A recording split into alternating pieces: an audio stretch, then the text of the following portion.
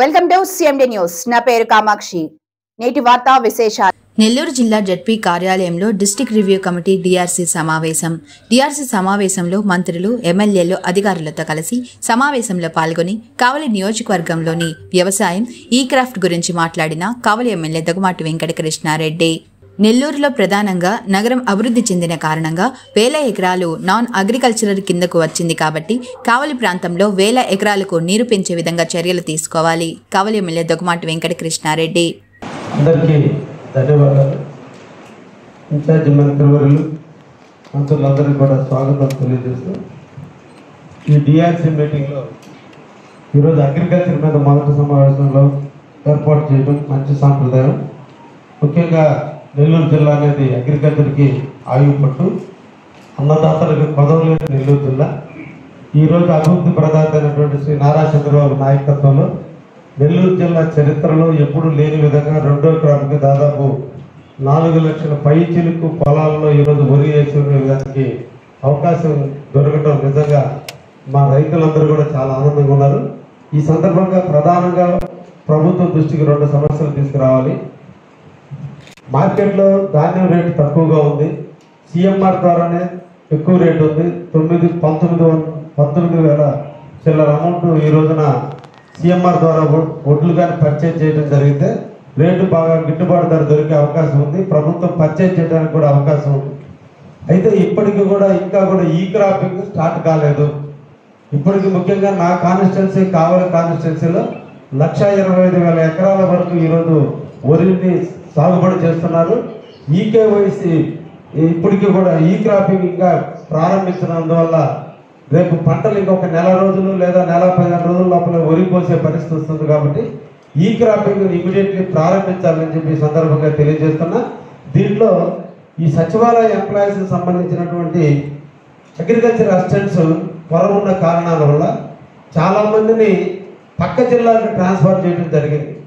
ఈ జిల్లాలో పనిచేసేటువంటి వాళ్ళు తిరుపతి జిల్లాకు ట్రాన్స్ఫర్ చేసినందువల్ల 50-50 రేషియో పంచుకున్నందువల్ల ఇక్కడ పనిచేస్తున్నటువంటి ఉద్యోగస్తులందరినీ కూడా తిరుపతి జిల్లాకు మార్చినందువల్ల ఈ జిల్లాలో గ్రామాల్లో సచివాలయ పరిధిలో అగ్రికల్చర్ అసిస్టెంట్ కొరత ఎక్కువగా ఉంది. ఆ కొరత ఉన్న కారణాన ఈ రోజున ఈ క్రాపింగ్ చేయడం చాలా ఇబ్బందికరంగా కూడా ఉంటుంది.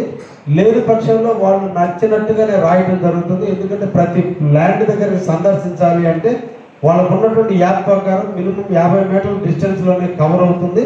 అది జరగాలంటే ఎక్కువ మందిని డిప్యుటేషన్ వేసైనా కూడా ఇమీడియట్లీ కూడా చేయమని చెప్పి ద్వారా మీ ద్వారా వాళ్ళ అధికారులను, కలెక్టర్ గారిని కూడా కోరటం జరుగుతుంది. రెండోది, ఇప్పటి నుంచే ఏ కేంద్రాల్లో ధాన్యం కొనుగోలు చేస్తారనేటువంటి విషయాన్ని కూడా ఇప్పటి నుంచే పబ్లిక్కి అవేర్నెస్ పెంచాల్సిన అవసరం ఉంది. గతంలో రైతు పిల్లలు కూడా సహకరించినప్పుడు లాస్ట్కి మంత్రులందరం కూడా కూర్చొని అసెంబ్లీలో సమావేశం మంత్రి నారాయణ గారి సమక్షంలో, రామనాయుడు గారి సమక్షంలో, మీ సమక్షంలో కూడా కూర్చొని మనోహర్ గారు మినిస్టర్ గారితో కూడా మాట్లాడి మనం ఒప్పించాల్సిన టైం పట్టింది. ఇప్పటి నుంచే దాన్ని స్టార్ట్ చేసి అందరూ కూడా ఎక్కడ ఏ కేంద్రాల్లో ఈ రోజున వడ్లను పర్చేజ్ చేసే కేంద్రాలు పెడతారు, అక్కడ ఏ రైస్ మిల్లును అడాప్ట్ చేయడం జరిగింది అనేది వాళ్ళ దగ్గర బ్యాంక్ గ్యారెంటీలు తక్కువ ఇవ్వడం జరుగుతుంది. దానివల్ల రైతులు చాలా సఫర్ అవుతున్నారు. కాబట్టి ఇప్పటి నుంచే బ్యాంక్ గ్యారెంటీలు తీసుకొని ఏ రైస్ మిల్లుని ఫైనల్ చేయడం, ఏ సెంటర్లో వడ్లు పర్చేజ్ చేస్తారనే విషయాన్ని కూడా.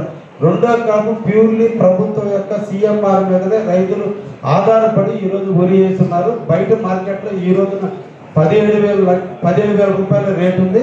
అదే సిఎంఆర్ కింద అయితే 19,230 రూపాయల రేటు ఉంది. కాబట్టి అందరూ కూడా సిఎంఆర్ మీదనే డిపెండ్ అవుతారు. కాబట్టి దయించి ఇక్కడ 3 మంత్రులు ఉన్నారు కాబట్టి గౌరవ కలెక్టర్ గారు కూడా మీరు ఆలోచించి కేంద్రాలను ఫైనల్ చేయడం, అదేవిధంగా రైస్ మిల్లులను కూడా ఫైనల్ చేస్తే అగ్రికల్చర్ పరంగా మనం ఇచ్చిన నీళ్ళకి న్యాయం జరుగుతుంది, రైతులందరూ ఆనందించేదానికి అవకాశం ఉంటుంది. కాబట్టి తప్పకుండా దీన్ని చేయాల్సిందిగా మీ ద్వారా ప్రభుత్వానికి తెలియజేస్తుంది. Thank you very much. మిమ్మల్ని అధ్యక్ష అంటే మీ మీద అంత అపారమైన గౌరవం. 93 ట్యాంకులు ఉంటే వాటిలో 20 ట్యాంకులు మాత్రమే మేజర్ ఇరిగేషన్ కింద ఉన్నాయి. కాబట్టి ఓఎన్ఎం వర్క్లు వస్తున్నాయి. మైన్ ఇరిగేషన్ కింద ఈరోజు ట్యాంకులు డెవలప్ చేయని కారణాల ఎక్కడికక్కడ స్లూయిస్లు కానీ అవన్నీ కూడా డ్యామేజ్ అయిపోతాయి. ముఖ్యంగా మా కావలి ట్యాంకు వర్షాలు బాగా వచ్చి చెరువంతా నిండిన తర్వాత స్లూయిస్ పడిపోతే లోపల పక్క ఇంజిన్లు పెట్టి రైతులకి మేము నీళ్లు కొట్టించాం. కానీ ఇప్పటికి మైనర్ ఇరిగేషన్కి సంబంధించినటువంటి ఫండ్స్ తెచ్చుకోవడంలో మనం డిపార్ట్మెంట్ వారు కొంచెం అలసత్వంగా ఉంది. దయించి అంటే సీజన్ మళ్ళీ స్టార్ట్ కాబోతుంది కాబట్టి మైనర్ ఇరిగేషన్కి సంబంధించినటువంటి ఓఎండ్ వర్క్స్ మీద కొంచెం కాన్సన్ట్రేట్ చేస్తే బాగుంటుంది అనేది నా అభిప్రాయం. అధ్యక్షుడు, రెండోది గౌరవ కలెక్టర్ గారు ఎన్ఆర్జీఎస్ కింద కాలువలు పెడతామని చెప్పారు. అది చాలా మంచిది. దాన్ని ఇమీడియట్లీ నేను బిగిన్ చేపిస్తే చాలా ప్రాంతాల్లో చాలా కాలువలు అభివృద్ధి చెందడానికి అవకాశం ఉంటుంది. ఇంకొకటి మేజర్గా మాకు కావలి కాలువ సోమశెల వాటర్తో ఉంటుంది. మిగతాది సంగం రిజర్వాయర్ దగ్గర సౌత్ ఫీడర్ కెనాల్ కావచ్చు, లేదంటే సర్వేపల్లి కెనాల్ కావచ్చు, లేదంటే కటగిరి రిజర్వాయర్, ఇవంతా కూడా వాటర్ అలికేషన్ అంతా కూడా సెంట్రల్ డివిజన్ కింద రెగ్యులేటర్ నడుస్తుంది. కావలి కాలువ సోమశెల వాళ్ళ కింద రెగ్యులేటర్ నడుస్తుంది. వీళ్ళిద్దరి మధ్య కోఆర్డినేషన్ కారణాల వల్ల కావలి కాలువకు నీళ్లు వచ్చేదాంట్లో కొంత అలసత్వం వస్తుంది. కాబట్టి సంఘం దగ్గర మాకు సపరేట్గా రెగ్యులేటర్ ఏర్పాటు చేయమని చెప్పి మేము ఈ సందర్భంగా తెలియజేస్తున్నాం. దాని మీద కూడా మీరు చెప్పాల్సిందిగా మిమ్మల్ని అడుగుతున్నాం. అదేవిధంగా డిఆర్ ఛానల్ ఈరోజు నేను ఎమ్మెల్యే అయిన తర్వాత మన ప్రభుత్వం వచ్చిన తర్వాత ఇమీడియట్లీ ప్రారంభించాం. దాదాపు 14 కోట్ల వరకు కూడా పూర్తయింది. డిఎం ఛానల్ గారు పూర్తయితే డిఎం ఛానల్ కింద ఇవ్వాల్సినటువంటి వాటర్ని కావలి కాలువ ద్వారా 1 TMC ఇస్తున్నారు.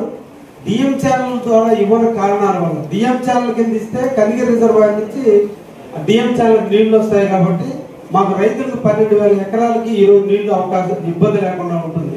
కావలి కాలువ ఇస్తున్నందువల్ల కావలి కాలువ కెపాసిటీ లేని కారణాల వల్ల 1 TMC కావలి కాలువ రైతులు నష్టపోతున్నారు. కాబట్టి దాన్ని కూడా డిఎం ఛానల్ కూడా ఇమీడియట్లీ ఆ కాంట్రాక్టర్ పిలిచి ఇమీడియట్లీ అతని చేత పని చేయించండి అని చెప్పి మీ ద్వారా కూడా నేను కోరుకుంటున్నా. ఇంకొక విషయం, నేను ఎమ్మెల్యే కాడి నుంచి గౌరవ కలెక్టర్ గారిని, చైర్మన్ గారిని, మిమ్మల్ని, మంత్రుల్ని, ఇరిగేషన్ అధికారులందరూ కూడా అడుగుతున్నా. నెల్లూరు పట్టణం బాగా అభివృద్ధి చెందిన తర్వాత ఇక్కడ ఉన్నటువంటి ల్యాండ్ అగ్రికల్చర్ ల్యాండ్ అంతా నాన్ అగ్రికల్చర్ అయిపోయినందువల్ల సర్వేస్ చేస్తే దాదాపు 60,000 ఎకరాలు ఈరోజు నాన్ అగ్రికల్చర్గా మారి సోమశెల కింద ఆయకట్టు తగ్గిపోయింది. ఫస్ట్ ఇన్ ఫస్ట్ అవుట్ కింద ఎక్కడైతే ముందు ఆయకట్టు ఉండిందో ఆయకట్టు తగ్గిన దగ్గర రెండో అవకాశం ఎవరికి ఇవ్వాలంటే నెక్స్ట్ హక్కుదారులైనటువంటి కావలి కాలువ వాళ్ళకి ఇవ్వండి అని చెప్పి మేము అడగడం కూడా జరిగింది. దాన్ని కూడా ఇప్పుడు కూడా ఇంకా చేయలేదని కూడా ఈ సందర్భంగా మిమ్మల్ని కోరుకుంటున్నా. పేరుకు కావలి అనేది మైండ్ ఇరిగేషన్ కింద ఉంది, కానీ 2 పంటలు పండినా ఎంత పండినా డెల్టా వాళ్ళు ఎలా పండించుకుంటున్నా అలా విధంగానే ఈరోజు ఓన్లీ వరి మీదనే ఆధారపడుతుంది. అక్కడ ఇంకా ఎటువంటి క్రాపులు పండు. దయించి మా ఆయకట్టును స్టెబిలైజ్ చేయమని కూడా ఈ సందర్భంగా మిమ్మల్ని కోరుతున్నా. అది అపరిష్కృతంగా చాలా సంవత్సరాల నుంచి అక్కడ పెండింగ్ ఉంది. దాని మీద కూడా నాకు సమాధానం ఇవ్వాల్సిందిగా కోరుతున్నాను. దేవి మల్టీ స్పెషాలిటీ హాస్పిటల్, క్రిస్టియన్ పేట, 5వ line, Kavali. Doctor Battina Narendra Babu, MBBS, MS, general and laparoscopic surgeon. మా హాస్పిటల్ నందు అందించు వైద్య సేవలు: లాప్రోస్కోపిక్ ద్వారా అపెండిసెక్టమీ, 24 గంటల కడుపు నొప్పికి చికిత్స, హెర్నియా మరియు పిత్తాశయంలో రాళ్లు తీయబడును, డెంగ్యూ, మలేరియా, టైఫాయిడ్, వాంతులు, విరోచనాలు మరియు అన్ని రకాల జనరల్ కేసులకు వైద్యం చేయబడును. పేగు రంధ్రం పడుట, పేగు మెలికపడుట, పేగుపూత, వర్బీజం, హెర్నియా, నరాలు ఉబ్బడం, హైడ్రోసిల్, థైరాయిడ్ ఆపరేషన్లు చేయబడును. పైల్స్, మొలలు, ఫిషర్, లూటీ, లైపోమా, కొవ్వుగడ్డలు, వీటికి చికిత్స చేయబడును. కడుపులో పేగుపూతకు ఎండోస్కోపిక్ చేయబడును. శరీరంలో ఇతర కురుపులకు వైద్యం చేయబడును. అన్ని రకాల పాయిజన్ కేసులు చూడబడును. పాము కాటు, తేలుకాటుకు ప్రత్యేక వైద్యం. మా హాస్పిటల్స్ ప్రత్యేకతలు: ICU, lab, AC and non AC rooms, 24 గంటలు medical shop.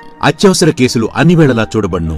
Malinidevi multi speciality hospital, Christian పేట, 5వ లైన్, కావలి.